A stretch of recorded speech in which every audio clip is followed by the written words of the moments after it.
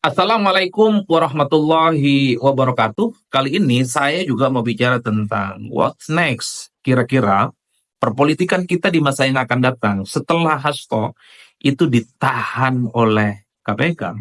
Kalau kita mau mencoba analisis satu persatu, sepertinya akan ada dua fenomena politik yang akan semakin aktual di masa yang akan datang. Pertama, soal hubungan politik antara PDIP dengan keluarga Jokowi yang akan semakin panas dan akan semakin meruncing. Itu misalnya didasarkan atas argumen bahwa ketika Hasto ditahan oleh KPK, Hasto mengeluarkan statement bahwa penahanan dirinya itu harus dijadikan sebagai momentum supaya Jokowi dan keluarga besarnya juga diperiksa oleh KPK.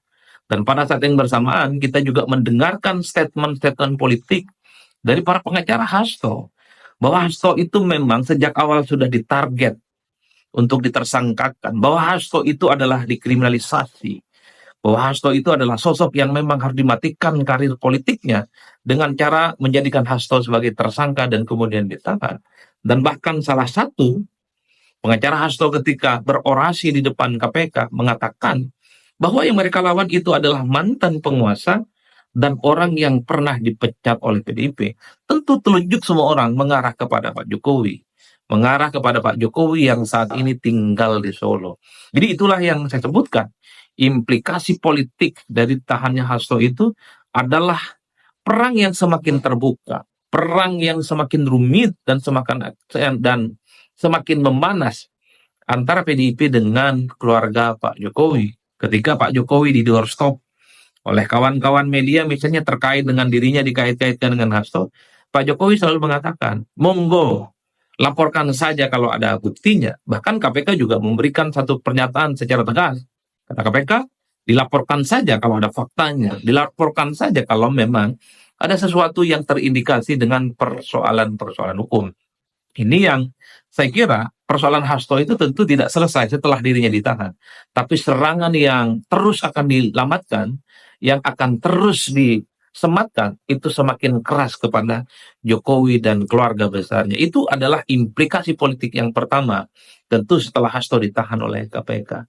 Nah yang kedua tentu yang paling banyak ditunggu oleh publik adalah, kapan nih video-video katanya yang akan kemudian dibuka, akan diekspos, yang berisi terkait dengan skandal-skandal, terkait dengan persoalan korupsi dan hukum, yang melibatkan orang-orang penting di negara ini, yang melibatkan siapapun, baik adalah mereka yang mantan penguasa, atau mereka yang saat ini sedang berkuasa. Itu adalah video yang per hari ini, itu paling banyak ditunggu oleh publik.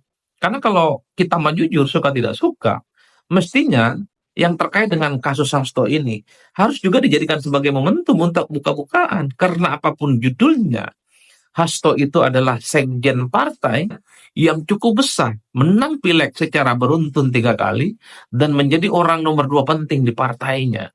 Jadi ketika ada statement yang mengatakan bahwa Hasto akan buka-bukaan, apalagi katanya bukti-bukti itu sudah disimpan di Rusia, ini adalah momen yang paling pas dan per hari ini pernyataan itu paling banyak dicari oleh publik.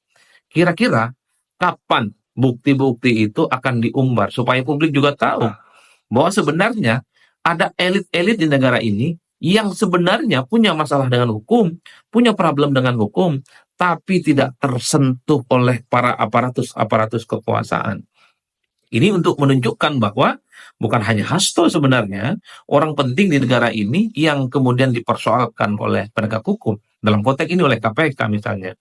Jadi bagi siapapun per hari ini pastinya momen yang paling banyak dinanti, paling banyak ditunggu adalah bukaan kartu.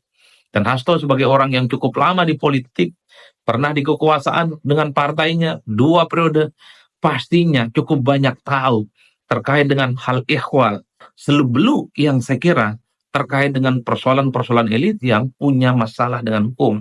Tapi persoalan hukum oleh elit ini sampai hari ini tidak bisa diungkap. Itu yang saya kira menjadi penting. Artinya apa? Bicara hukum, bicara elit, tentu fakta yang harus disampaikan. Bukan hanya sebatas narasi-narasi dan argumen-argumen. Kalau hanya sebatas argumen, membangun isu dan narasi-narasi, ya saya kira ini dianggap sebagai angin lalu saja. Ini hanya dianggap sebagai omon-omon saja. Oleh karena itu rakyat seluruh Indonesia pastinya menunggu kira-kira kapan video-video yang katanya akan diumbar dan dibuka secara terbuka terkait dengan skandal elit di negara ini itu akan dibuka. Karena kalau tanpa dibuka, tak mengherankan kalau kemudian, karena kalau tanpa dibuka, tidak mengherankan kemudian kalau orang akan mengatakan bahwa Hasto dengan pengacara dan para pendukung di belakangnya akan disebut sebatas omon-omon dan hanya sebatas gertak sambar. Ini yang saya kira menjadi penting untuk kita tunggu bagaimana proses-proses politik terkait juga dengan proses-proses hukum yang melibatkan banyak pihak.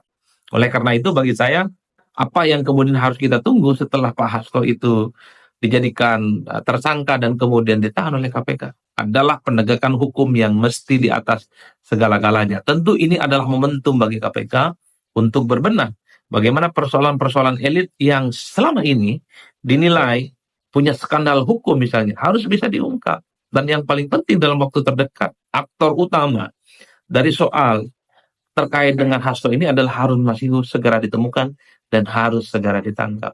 Di luar itu tentu saja, ketika begitu banyak elit-elit yang dituduh ataupun disinyalir ada persoalan-persoalan dengan korupsi, ada persoalan-persoalan dengan hukum, ya ini adalah untuk menunjukkan bagaimana memang bahwa KPK itu bekerja atas nama hukum, bukan karena atas dasar intervensi, atau bekerja atas dasar pesanan-pesanan kepentingan politik tertentu.